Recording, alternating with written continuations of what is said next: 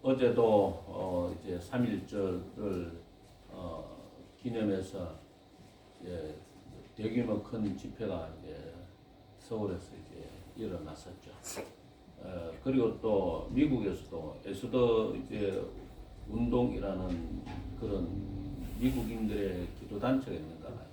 또 거기에서도 우리 나라를 위해서 기도하고 있는데 우리는 한편으로 이제 이렇게 생각을 해야 됩니다. 다 하나님께서는 모든 것을 합력하여 선을 이루신다는 것을 우리는 그 말씀을 믿어야 되고 로마서에 있는 말씀을요. 그 다음에 고난이 단지 고난일 뿐만이 아니라 그 고난을 통해서 축복이 되기도 한다는 그런 사실을 믿어야 되는 것이죠.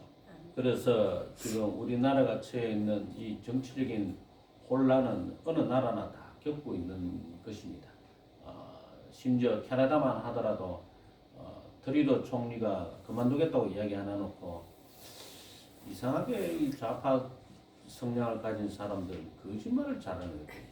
그래놓고 또 꼼수를 부려가지고 이제 그 의회가 이제 그 열리지 못하도록 그 3월 24일까지 연기를 시켜놓고 그래가지고 이제 그 캐나다가 처해 있는 그 어려운 경제적 정치적인 그런 환경을 나 몰라라 하고 겨우 이제 2달 더 이제 앉아 있겠다고 하면서 거짓말을 이렇게 총리직과 당 대표직에서 내려놓겠다 이렇게 말을 하는 거 보면은 이 사람들이 그냥 기본적인 그 이념에서 나오는 어떤 그런 썬물 그러니까 그 위선과 거짓의 썬물을 동일하게 가지고 있는 것이 아닌가 하는 이제 그런 생각이 듭니다. 캐나다는 의원 내각제입니다. 우리나라는 대통령 중심제죠. 이게 이제 정치적인 제도의 차이가 뭐냐면은 대통령 중심제는 국민이 직접 대통령을 직접 선거를 통해서 뽑습니다. 그래서 대통령이 되기가 되게 어렵습니다. 사실은요. 그죠? 굉장히 어렵습니다. 대통령이 될 만한 사람도 쭈룩쭈룩 이제 미끄러지죠.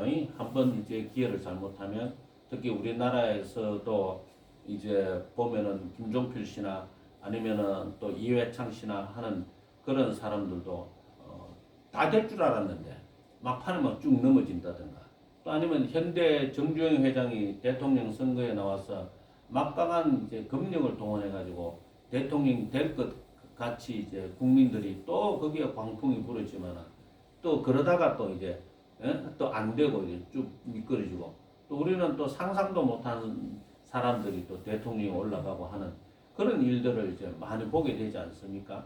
근데 이제 의원 내각제는 이제 그런 게 아니에요.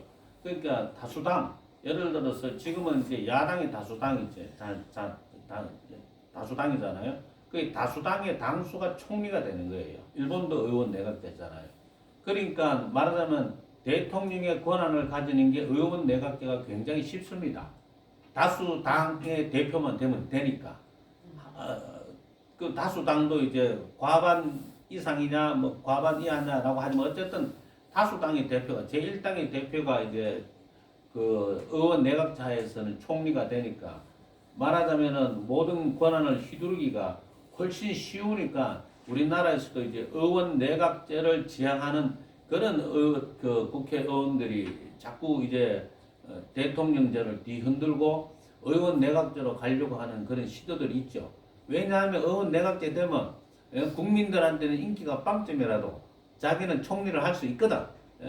그러니까 이제 그런 사람들이 계속적으로 이제 그 어떤 외부 세력과 이제 결탁을 해서 나라를 어지럽게 만들지만은 그렇다고 해서 이제 하나님이 손 놓고 있는 것은 절대로 아니다라고 하는 겁니다. 한 개인의 역사나 한 가정의 역사나 한 교회의 역사나 한 나라의 역사는 다 하나님의 손 안에서 일어나는 일이기 때문에 우리는 그런 하나님 앞에 기도하고 또 간절히 부르짖는 그런 것들이 이제 필요한 겁니다. 그리고 또 그렇게 하나님을 의지할 줄을 모르는 사람은 길바닥에 나가서 뭐라도 흔들면 되는 것이고 그렇지 않겠습니까? 또 하나님을 의지하는 사람은 하나님 앞에 또 열심히 기도를 하면 되는 겁니다. 그런데 이게 되게 웃기는 게 예를 들어서 좌파 성향을 가진 기독교회는 자기 식대로 기도를 하겠죠. 우파 성향을 가진 기독교는 또 자기 식대로 기도하겠죠. 자기가 옳다는 바로 기도할 겁니다. 똑같이 하나님의 이름을 부르면서 하나님께 도와달라고 하겠죠. 그러면 하나님은 어느 편에 서야 되겠습니까? 이 인간이 가지고 있는 정의라고 하는 잣대는요, 각자마다 개인마다 기준이 다르기 때문에 정의라는 잣대를 딱 들이댈 수가 없어요. 그래서 이제 마이클 샌델의 이제 정의란 무엇인가라는 그 책도 좌편향의 책이다 보니까 이게 이제 사회주의를 지지하는 그런 책이다 보니까 이게 이제 말하자면 우파 쪽에서 이제 보는 정의의 개념하고는 완전히 다른 얘기를 해버립니다. 완전히 다른 얘기를. 그러니까 이제 마이클 샌델 같은 경우에도 이제 기회의 평등을 이제 주장하지 않죠. 기회의 평등이라는 게 뭐냐면은 너나 나나 할 것 없이 다 사법고시를 칠 수 있는 기회가 주어진다는 겁니다. 너나 나나 할 것 없이 공무원 시험을 치를 수 있는 기회가 주어진다는 거죠. 너나 나나 할 것 없이 의사고시를 칠 수 있는 의사가 될 수 있는 기회가 주어진다는 거죠. 공부만 잘하면은요.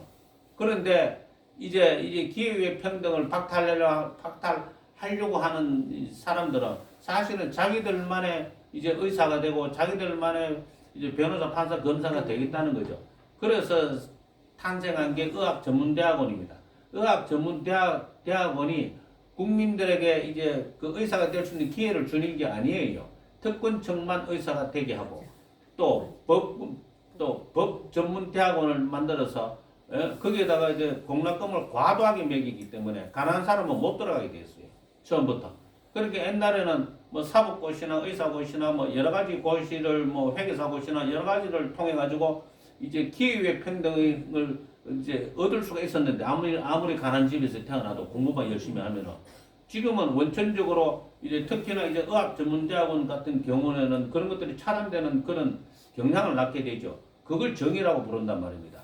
그러면은 모든 사람들한테 이게 기회가 공평하게 평등하게 나누어지는 것이 옳은 겁니까? 아니면 특별한 사람들한테만 기회가 주어지는 것이 옳은 겁니까?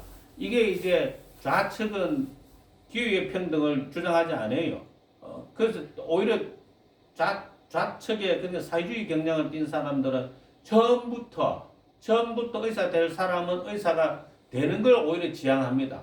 그래서 이걸 가만히 안에 들여다 놓고 보면은 정말 이제 옳지 않는 주장이고 너무 이기적이고 너무 이제 그 오히려 가난한 사람을 위한다는 것은 선전적인 말에 불과하고 실제로는 전혀 그렇지 않은데 뭐 누가 말하더라고요. 우리나라 사람은 세계에서 최고로 잘 쏘고 잘 속인다고요. 세계 최고로 잘 쏘고 속이는 민족이 대한민국 사람이라고. 그거는 뭐 누가 말한 것도 아니고 뭐 단재 신채호 선생도 뭐 그런 얘기를 오래전에 한 적이 있습니다. 하도 이제 잘 쏘고 쏘기를 좋아해가지고 뭐 그런 말을 한 적이 있는데 어쨌든 이제 우리가 이제 그런 측면에서 이제 우리나라의 어떤 정치적인 경향에 저는 개인적으로 그렇게 생각합니다. 우리 스스로가 이제 좌우를 가르는 것 자체가 사실은 이분법적입니다. 흑백이. 흑은 틀렸고 백은 옳고 이렇게 되는 거잖아요. 그런데 이제 러시아 같은 경우에 구제정 러시아가 이렇습니다. 러시아가 지금은 러시아하고 이제 푸틴하고 트럼프가 짝짝꿍이 되죠. 짝짝꿍이 됐어요. 벌써 짝짝꿍이 돼가지고 우크라이나는 이제 아예 나라 자체가 없어질 판이라 지금. 그 지금 이번 주간에 젤렌스키가 그 트럼프한테 불려가가지고 백악관에서 이제 광물 협정에 서명을 하려고 했어요. 광물 협정을 서명을 하려고 했는데 그 내용이 뭐냐 하면은 미국이 우크라이나가 전쟁을 벌이는 동안에 들어갔던 돈 3,500억 달러에 대해서 땅을 담보로 줬다 이거예요. 땅을 담보로 줬다. 그러니까 니들이 가지고 있는 그 땅 중에 히토리오라는 그런 이제 뭐 첨단 뭐 이 휴대폰도 마찬가지고 만드는 데 들어가는 그 금속으로 우리한테 3,500억 달러를 배상해라. 그게 광물 협정이에요. 다른 게 아니고. 그걸 이제 하라고 이제 또 불려갔는데 거기서 이제 젤렌스키가 이제 완전히 대들었죠. 트럼프한테. 뭐 3차 대전을 빌미로 해가지고는 막 대들다가 그냥 트럼프한테 박살이 나고 그 백악관에서 바로 쫓겨나 버렸습니다. 바로 쫓겨나고 그렇게 되면은 뭐 이미 뭐 러시아하고 미국이 사우디아라비아에서 외무 장관끼리 만나가지고 자기들끼리 이제 정상회담을 위한 그 조정을 했는데 그러고 나면은 이제 우크라이나는 패싱이 되는 겁니다. 우크라이나는 패싱이 되고 패싱이 되면은 우크라이나는 나라 자체가 사실은 의미가 없어지는 꼴이 되는 겁니다. 사실은요. 아무런 의미가 없어지고 젤렌스키는 망명을 해서 도망을 가든지 뭔 수가 나야만 됩니다. 아직도 우리나라 언론은 뭐 러시아가 멸망하기 직전에 열었다고 순 거짓말을 늘어놓고 있지만 사실은 뭐 전혀 그렇지 않죠. 그래서 이제 뭐 러시아를 통과하는 뭐 비행기나 뭐 이런 거 다 이제 허용이 될 테고 금융 제재도 다 풀리면은 러시아 중앙은행에서 압수했던 그 3,500억 달러에 대한 그거 다 돌려줘야 될 테고 또 러시아가 또 차압을 했죠. 다른 외국 기업이 러시아가 금융 제재를 받으니까 러시아도 이제 러시아에 있는 이제 미국 기업이나 유럽 기업에 대해서 다 차압을 하는 게 3,000억 달러가 더 넘습니다. 그러니까 이거는 지금 웃기는 꼴이 되는 거죠.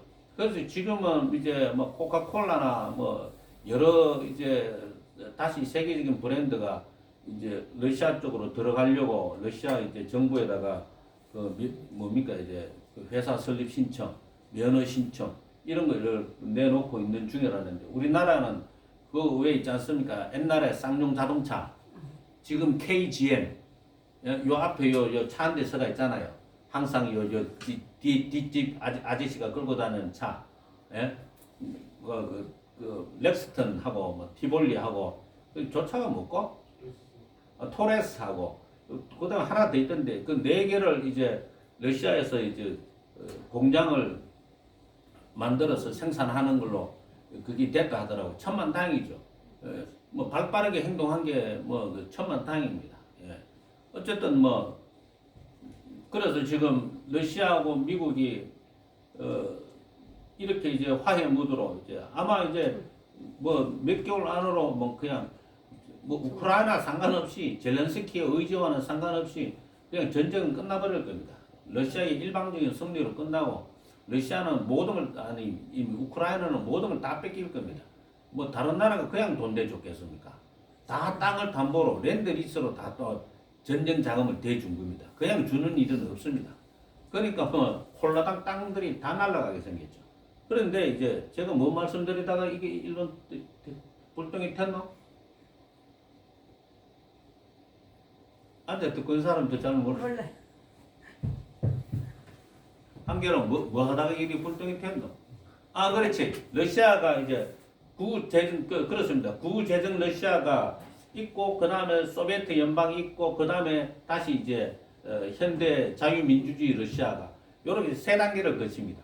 구제정 러시아 마지막 시절에 흑백대전이 벌어져가지고, 흑백대전이라는 것은 이제 봉건주의, 이제 귀족을 지지하는 봉건주의가 이제, 백군, 그 다음에 이제 사회주의 공산주의를 지지하는 이제 농민 중심이 이제 흑군 이래가지고 흑백대전이 벌어져가 900만 명이 죽고 그 후에 기독교인들이 러시아 정교회 신자들이 뭐 어마어마하게 뭐 수천만 명인지 뭔지 뭐 어마어마하게 탄압을 받고 또 죽었는데 그렇게 해가지고 이제 스탈린 치하에서 이렇게 쭈르륵 이렇게 구소비에트 연방이 쭈르륵 넘어가다가 그러면은 이제 공산주의가 승리를 했고 사회주의가 승리를 했고 그래서 구제정 소비에트 연방이 포럼 코민테른을 형성해서 전 세계 공산주의 이제 연합 결성 그런 것까지 다 주도를 했는데 지금 어떻게 됐습니까? 공산주의가 시작된 나라에서 공산주의가 공산주의 반란으로 공산주의가 무너지고 자유민주주의가 들어와가지고 지금은 뭐 어마어마하게 성장을 달리고 있죠. 그러니까 이게 우리가 아셔야 되는 게 특히 우리 기독교회는 역사적인 안목을 가져야 됩니다. 하나에만 매몰되면 안 된다는 거죠. 하나에만 매몰되면 절대로 안 됩니다. 미국도 그렇고 캐나다도 그렇고 지금 유럽도 좌파 정부들이 온갖 그런 뭐 이민 정책이라든가 뭐 그 성 정책이라든가 뭐 이런 정책을 이상한 걸 막 하다가 지금은 오히려 역풍을 맞아가지고 독일에서도 보수당이 제1당으로 되고 이탈리아도 마찬가지가 되고 프랑스는 마크롱은 아예 트럼프의 추종자가 되고 뭐 이렇게 계속 변하거든요. 계속 변해요. 그러면은 미국도 조 바이든 대통령 때 엉망진창이었잖아요. 정말 엉망진창했단 말입니다. 예? 그래서 이제 미국과 캐나다의 국경을 통해 가지고 50만 명 이상의 불법 이민자들이 미국으로 들어와서 펜타닐이라는 마약을 미국에다 뿌리고 멕시코에서부터 넘어오는 이민자들은 조 바이든 때 1,300만 명에 달하는 사람들이 국경을 통해 불법으로 이렇게 다 넘어와서 이제 펜타닐을 미국에 다 뿌리니까 이제 트럼프가 딱 들어오자마자 캐나다에 25% 관세 때리고 멕시코에 25% 관세를 때리고 그러면 그 나라 망하는 겁니다. 그냥 없어져요. 그냥 관세 그런 25% 관세 때리면 물건 하나도 못 팔아요. 그러니까 우리나라에 들어오는 물건 중에서 예를 들어서 이걸 우리가 중국에서 가져와서 1,000원에 팔아. 근데 여기에서 25%의 관세가 붙으면 1,250원이야. 우리나라에서 만들어내는 물건이 1,100원이면은 중국 거 사겠습니까? 중국 거 사겠어요? 뭐하러 중국 거 사면서 1,250원을 줘? 1,100원을 주고 우리나라 거 사지. 그러니까 쫄딱 망해버린 거야, 그냥. 그러니까 이제 이런 어떤 관세를 통해 가지고 트럼프가 아주 이제 기가 막힌 어떤 그런 정치를 하고 있는데 제가 드리고 싶은 말씀은 이런 어떤 역사적인 안목을 가지고 우리는 세계를 바라보고 세상이 돌아가는 것을 바라봐야 되지. 그게 아니고 이제 시각을 좁게 해가지고 지금은 우리 편 이런 식으로 나가면은 이 세상 가운데서 우리나라처럼 아무것도 없는 나라가 살기가 어려워집니다. 살기가요. 그러니 우리는 철저하게 실용주의 노선을 택하는 게 맞죠. 정약용이가 했던 것처럼 철저하게 실용주의 노선을 택해야 되는 거죠. 누구하고 친하기 때문에 무조건 입힌다? 이거는 안 되는 얘기. 정치인들이 이런 짓 하면 안 돼요. 특히나 국민들도 마찬가지고요. 국민들도 마찬가지고 그걸 이렇게 잘 생각을 해서 이제 접근을 하면은 제 생각에는 우리의 신앙심에 흔들림이 없이 나라를 위해서 기도하고 나라를 위해서 걱정하고 또 위정자들을 위해서 기도하고 걱정하고 또 사회 발전을 위해서 기도하고 걱정하고 하는 것이 흔들림이 없을 것 같아. 나라를 위해서 기도하는 건 마찬가지잖아요. 누가 대통령이 되든 마찬가지지 않습니까? 누가 대통령이 내가 안 좋아하는 사람이 대통령이 됐다고 나라를 위해서 기분 나빠서 기도 안 하고 나라 망하라고 기도할 겁니까? 그건 아니잖아요. 그러니까 어차피 나라를 위해서 이제 기도를 할 거고 하는 거니까 우리는 그냥 우리의 기준에 맞는 정의를 주장하지 말고 그냥 나라를 생각하고 또 우리 국가의 번영을 생각하고 그리고 또 교회의 발전을 통해 가지고 성교에 힘을 쏟는 그런 어떤 하나님이 주신 복음을 땅끝까지 전하라고 하는 그 말씀에 순종하는 그 과업을 이루는데 그 포커스를 이제 맞춰야 되지. 이리저리 바람에 휩쓸려 다니는 그런 것들은 모르겠습니다. 제 생각에는 기독교인한테 성도들한테 맞는 건 아닌 것 같습니다. 정말로 그거는 맞는 건 아닌 거고 어쨌든 저도 우리 기도를 하지만 악이 성하는 것 같아도 악이 성하지를 않습니다. 악은 반드시 하나님께서 심판하시기 마련이고 자꾸 그제 거짓말로 국민을 속이는 사람은요 또 언젠가는 멸망을 합니다. 그런데 그 멸망은 또 순식간에 또 이루어지고 그 다음에는 또 하나님께서 예를 들어서 또 하나님께서 좋게 바꾸어지면 이 좋은 것이 또 나중에는 쓰고 골마서 또 부패해. 항상 이런 과정들을 겪게 된다고. 항상 그런 과정들을 겪는데 성도들이 거기 휘말려가지고 따라가지고 뒹굴뒹굴 하면 되는 게 아닌 것 같아요. 제 생각에는. 그래서 오늘 이 성경 말씀에서도 사람이 믿음이 있노라 하고 행함이 없으면 무슨 유익이 있으리요. 그 믿음이 능히 자기를 구원하겠느냐. 그 성경이 나라에 대해서 별로 이야기를 안 합니다. 성경이 물론 이스라엘 이사야서나 예레미야서에 대해서는 그 나라에 대한 얘기를 많이 했지만은 오히려 바벨론 포로로 끌려가면서 바벨론의 평안을 위해서 빌으라고 이야기를 했잖아요. 바벨론의 포로로 끌려가면 나라가 없어진 거예요. 바빌론 포로로 70만 명 이상이 끌려가가지고 예? 그 이스라엘 본토에는 그냥 포로로 끌려가지 않은 사람만 남았으니까 바빌론은 일종의 원수가 되는 거다. 원수 중에 상원수가 되죠. 그래서 하나님께서 요나에게 니느웨로 가라고 하니까 바벨론에 수도했던 니느웨에 요나가 가기 싫어서 도망가다가 이제 물고기 뱃속에 이제 잡혀 들어간 거지 않습니까?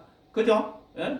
그래서 하나님께서는 뭐 이스라엘의 독립 뭐 이런 거에 대해서 뭐 크게 관심이 있다라고 생각하시면은 약간 곤란할 것 같아요. 오히려 하나님께서는 누구를 의지하라? 하나님을 의지하라. 그것만 계속 강조하시는 거예요. 그것만 계속 강조하시는 거예요. 그래서 가만히 보면 성경에서는 항상 이렇게 뭐 전체를 위해서 그게 아니고요. 우리 각자 개인이 내 형제들아 만일 사람이 믿음이 있노라 하고 각자 개인이 할 일에 대해서 쭉 써놓고 있는 거예요. 그러면 이렇게 생각합시다. 우리 각자 개인이 성도 개인이 하나님 앞에 해야 할 일에 집중을 한다면은 과연 이 세상이 이렇게나 어려워지고 힘들어지고 기독교에 대한 불신임과 기독교에 대해서 잘못된 이미지가 그려지겠습니까? 어? 안 그려질 거란 말이에요. 안 그려질 거란 말이에요. 그래서 이제 생각을 해보세요. 믿음이 있노라 하고 그러면 행함이 있습니까? 다 믿음이 있어요. 믿음 없는 사람 아무도 없어요. 믿음 없는 선교사님이 없고 믿음 없는 목사님이 없고 믿음 없는 장로님이 없고 믿음 없는 권사님, 안수 집사님이 없고 믿음 없는 뭐 신자가 없어요. 뭐 모태 신앙은 다 믿음이 있어요. 다 믿음이 있다 하고 구원의 확신이 있다 하고 다 그래요. 다 그래 말한다고요. 초신자들이나 여러분 예를 들어서 우리 교회 조기숙 성도님 같은 분은 믿음이 있습니까? 하면 저는 믿음이 없는데 이렇게 말을 할 수 있겠지. 예? 그렇게 이야기를 하실 수가 있겠죠. 예? 이제 교회 완전 생판 교회를 처음 나오고 이제 배우지도 얼마 안 됐으니까. 하지만은 교회 다니는 사람한테 다 뭐 믿음이 있습니까? 라고 하면은 구원받을 만한 믿음이 다 있다라고 이야기하지. 어느 목사님이 나는 구원받을 만한 믿음이 없습니다. 아니면 어느 선교사님이 나는 구원받을 만한 믿음이 없습니다. 누가 그렇게 이야기합니까? 장로님이 되셔가지고 나는 구원받을 만한 믿음이 없습니다. 그렇게 말을 하면 장로 당장 그만둬야지. 그렇잖아요. 그러니까 적어도 무슨 뭐 산을 옮길 만한 믿음은 없다 손 치더라도 산을 옮길 만한 믿음은 없다 손 치더라도 구원받을 만한 믿음은 다 있다고 이야기를 하는데 그러면 행함은 있냐 하면은 그게 문제 없어. 그게 문제야.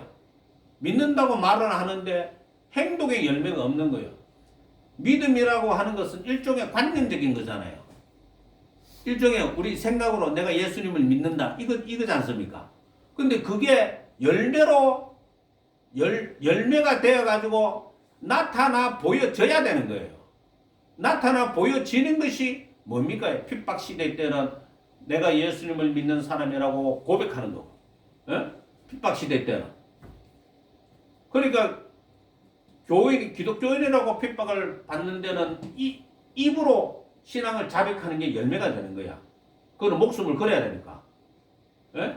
아니면 감옥 살이를 각오를 해야 되니까. 그렇게 되는 거잖아요.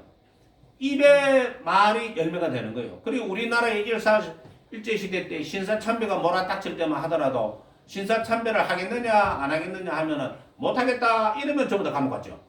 그러면 그때는 입의 열매가 믿음의 열매가 되는 거죠. 그럼 지금은 내가 교회 다닌다고 해서 누가 그냥 손가락질 하는지는 모르겠지만은 법적으로 물리적으로 제재를 받는 게 하나도 없잖아요. 그러면 이럴 때는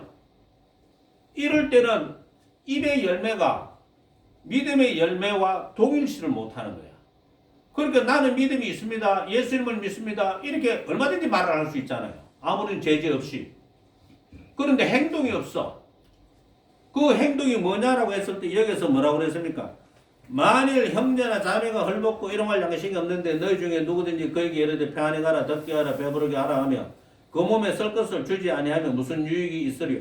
그러니까 이렇게 말을 한다는 거죠. 누가 먹을 것도 없고 뭐 입을 것도 없고 그리고 줄이고 배고프고 어쩌고 저쩌고 너무 가난하고 힘들고 또 하는데 왜 굶고 당겨? 굶지 말고 밥 든든히 먹고 다녀. 밥 먹을 돈이 없어서 굶고 있는데 밥 던데를 먹고 다녀. 이런 말이 무슨, 이런 위로가 무슨 의미가 있냐고요, 그게. 밥을 줘야 될 거 아니에요. 빵을 사 먹을 돈을 줘야 될 거 아닙니까? 이게 사실 얼마나 이게 우리한테 곤란한 문제인 줄 모릅니다. 왜 그런지 아십니까? 예를 들어서 어떤 선교사님이 우리 교회를 찾아왔어요. 우리 교회를 딱 찾아와가지고 뭐 후원이 끊겼고 그래가지고 너무 이제 그 선교지에서 선교사 생활을 유지하기가 어렵습니다. 기도해 주십시오. 이렇게 이야기를 합니다. 그러면은 그거를 거절을 해야 됩니까? 어떻게 해야 되죠? 기도만 해주면 되는 겁니까? 아, 진짜 이 선교사님들한테 기도 부탁받는 게 얼마나 부담스러운지 몰라. 기도해 주세요라고 하는데, 그렇지. 기도만 해주세요가 아니고, 기도 밑에 봉투도 주세요.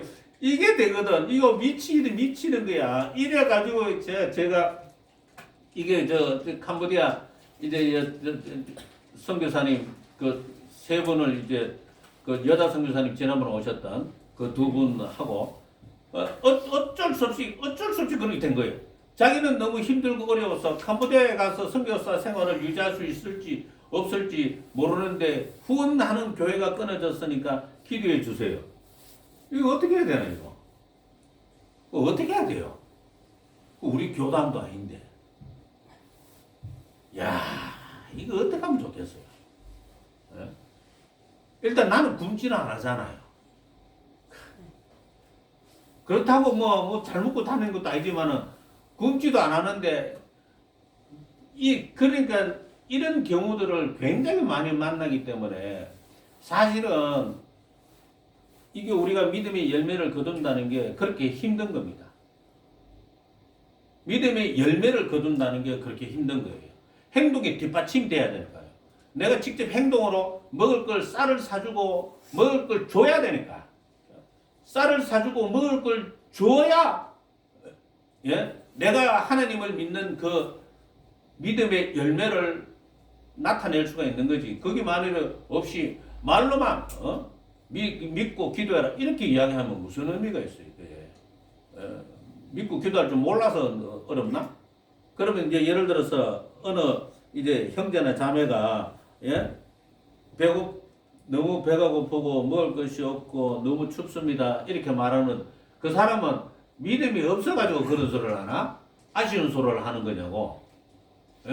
믿음이 있어도 아쉬운 소리를 할 수 있을 거 아닙니까? 답답하니까. 당장에 굶고 있으니까. 그래서 17절에 이와 같이 행함이 없는 믿음은 그 자체가 죽은 것이니라. 제가 전에도 뭐 이런 얘기는 뭐 사실 비판을 하려면 끝도 없고 말하는 제 자신이 스트레스를 받습니다. 그놈의 탁구공 3개 그거 선교사님들한테 보내기 후원해 달라는 탁구공 3개 10,000원도 안 합니다. 그걸 고민을 그걸 고민을 하는 분의 믿음을 뭐라고 해야 되나 도대체. 뭐라고 해야 되나? 10,000원도 안 하는 거. 그걸 고민을 하는 거야. 더 하려고 고민을 했나? 한 달 동안 물어봤네. 그래 치아라고 했어요. 제가 신경질 나가지고 때리치아라고 막. 탁구공 3개도 뭐 후원을 못하는 게 뭐 놀고 앉았는데 때리치아라. 어떤 사람은 말하기를 너는 믿음이 있고 나는 행함이 있으니 행함이 없는 네 믿음을 내게 보이라. 나는 행함으로 내 믿음을 내게 보이리라. 그러니까 이 행함이 없이 나는 구원받을 만한 믿음이 있습니다 라고 말하는 것이 그것은 빈 깡통에 빈소리에 불과하다는 거죠. 믿음이 많으면 뿌리라 칩시다. 썩은 뿌리가 되는 거죠. 그 썩은 뿌리에서는 나무가 자랍니까? 나무가 자라나야 그 열매를 맺을 거 아닙니까? 이 열매가 사랑의 열매고 사랑은 행동을 의미하죠. 맞죠? 행동 없는 사랑이라 할 수 있습니까? 그래서 사랑은 행동을 의미하고 여기서 말하는 행동이라고 하는 것인 사랑을 이야기하는 거예요. 그러니까 믿음과 소망과 사랑은 따로 떨어져서 이야기하면 절대로 안 돼. 따로 떨어서 이야기하면 절대로 안 되고 믿음, 소망, 사랑은 항상 함께 완전체가 되어서 그걸 전부 다 하나로 놓고 믿음이라 이야기해야 돼요. 그 전부로 놓고 믿음이라 이야기해야 되는 거예요. 그러니까 여기서 이제 행함이 없는 믿음은 그 자체가 죽은 것이라는 말은 네가 믿음이라고 말하는 그 뿌리는 죽었다가 되는 거예요. 열매를 거두지 못하는 게 되는 거예요. 그러면 지난번에 말씀드린 것처럼 세례요한이 뭐라고 했습니까? 믿음이 열매 없는 나무는 도끼가 그 뿌리에 놓였느라 이렇게 이야기하셨죠. 예수님께서 무화과나무에 가서 열매가 있나 없나 찾으라 했을 때 열매가 없으니까 말라 죽여버리셨죠. 가치가 없다는 뜻이죠. 사실 그렇잖아요. 열매를 안 맺히는 사과나무가 뭔 의미가 있어요. 땅만 버리지. 예? 사과나무를 심었으면 사과가 맺혀야 될 거 아니에요. 그죠? 그래서 우리가 흔히 말하는 믿음에 대해서 다시 비판적으로 이야기를 합니다. 네가 하나님은 한 분이신 줄을 믿느냐? 잘한도다. 귀신들도 믿고 떠느니라. 하나님이 한 분이신 줄 믿느냐? 예수님이 권세자이고 능력자이신 줄 믿느냐? 귀신들도 다 안다.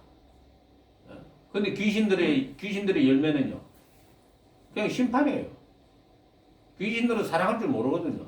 악마는 사랑을 할 줄 몰라요. 사랑 자체가 뭔지를 몰라요. 악마는 악을 향할 뿐이에요. 거짓말을 하고. 예? 그 귀신도 아는 믿음을, 귀신도 아는 그것을 네가 알고 있다고 내가 믿음이 있다라고 이야기할 것이냐라고 이렇게 말씀하고 계시는 거야. 예? 그리고는 허탄한 사람은 행함이 없는 믿음이 헛것인 줄 알고자 하느냐. 이렇게 이야기를 하면서 조상 아브라함과 이제 그 기생 라합을 이야기를 합니다. 그러니까 아브라함의 믿음이 하나님 앞에 온전히 인정받았던 것은 하나님의 말씀에 순종한 거죠. 이삭을 제물로 바치라고 했을 때, 그죠? 말씀에 온전히 순종한 거예요. 그도 기생 라합은요, 위험을 무릅쓰고 정탐꾼들을 다른 길로 보내준 거예요. 위험을 무릅쓴 거예요, 그거는요. 그 행동, 그게 풍문으로 들었어 라는 그런 이야기처럼 여호와에 대한 그런 권능을 기생 라합이 풍문으로 들었다 손 치더라도 그 풍문으로 들은 여호와의 이름의 권세 앞에 행동으로 뭡니까? 정탐꾼들을 숨겨준 겁니다. 아브라함도 마찬가지죠. 만일에 하나님이 이런 시험을 안 하셨다면은 아브라함은 그냥 뭐 하나님께서 우리가 그냥 뭐 아브라함에 대해서는 특별한 사건을 아무것도 기억을 못할 겁니다. 아브라함이 이삭을 바치는 이 사건 때문에 아브라함이 믿음의 조상이라고 우리도 인정을 하는 거죠. 우리도. 하나님은 알고 계셨지만은 왜 아브라함이 믿음의 조상이냐? 그러면은 우리가 아브라함이 믿음의 조상이라는 근거를 우리가 대야 될 거 아닙니까? 그때에 아브라함이 보여준 게 행동이라는 거죠. 인간에게 사람한테 자식만큼 중요한 게 어디 있어요? 아무리 미워도 자식은 자식이에요. 그죠? 아무리 미워도 자식은 자식이에요. 사람은 친구를 위해서 죽을 수는 없어도 자식을 위해서는 죽을 수도 있어. 그렇지 않습니까? 친구를 위해서는 죽을 수는 없어도 전우를 위해서는 때로는 죽지 않고 도망갈 수도 있어. 그러나 자식을 위해서 죽는 거는요, 모든 부모들이 당연하게 생각해요. 그런 자식을 하나님 앞에 드리는 행동에 대해서 갈등을 하지 않고, 갈등을 뭐 했는지 안 했는지 모르겠지만 어쨌든 뭐 거기에 대해서 결연한 의지로 간 거예요. 그냥 이삭을 데리고. 자, 22절. 네가 보거니와 믿음이 그의 행함과 함께 일하고 행함으로 믿음이 온전하게 되었답니다. 24절. 이러보건대 사람이 행함으로 어렵다 하심을 받고 믿음으로만은 아니니라 라고 했어요. 그러니까 결국은 이 이야기입니다. 이 야고보서가 마르틴 루터는 지푸라기 성서라고 이렇게 쓸데없는 성경이다. 이게 성경에 가치가 있느냐라고 이야기를 했지만은 그거는 이제 마르틴 루터가 심각한 오류를 가진 발언이라고 봐야만 되는 거죠. 그러니까 이런 시대가 도래할 줄은 몰랐던 거죠. 마르틴 루터는 그때만 하더라도 이제 로마 카톨릭을 반대하고 그 성경대로 믿음을 가져야 된다는 말을 하면은 그 당시 독일 사회에서도요, 감옥 가거나 화형당했습니다. 그냥. 로마 카톨릭을 반대하면 감옥 가거나 화형당하거나 실제로 마르틴 루터가 감옥 갔잖아요. 감옥 가서 독일어로 성경 번역했잖아요. 예? 그때는 믿음이 전부죠. 믿음으로 말하는 게 전부였다고요. 말의 행동이 되니까. 지금은요. 말의 행동이 전부, 말이 전부가 아니에요. 말을 얼마든지 꾸며낼 수도 있고 가식적으로도 이야기할 수 있고 믿음이 없어도 있는 것처럼 막 포장할 수 있고 예? 그렇지만은 지금은요. 지금의 우리의 믿음은 사랑으로서 사랑이라는 행동으로서 그 열매로 증명을 해야 되는 겁니다. 그리고 그것은요 반드시 우리의 손실을 야기시켜요. 우리의 손실. 아니 빵 사줘야 되잖아요. 밥을 사줘야 되잖아요. 예? 도와달라고 요청을 하는데 거절을 성경에는 구하는 자에게 거절하지 말매라고 그렇게 이야기를 했잖아요.